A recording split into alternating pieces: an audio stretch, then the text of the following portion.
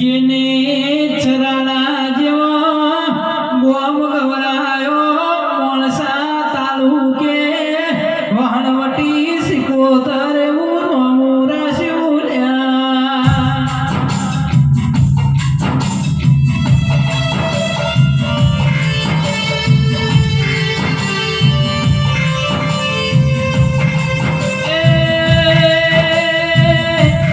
કેતુલભાઈ દિનેશભાઈ પ્રજાપતિ મારા નિશા બેનની અરે રુજુતા બેનની ખબરો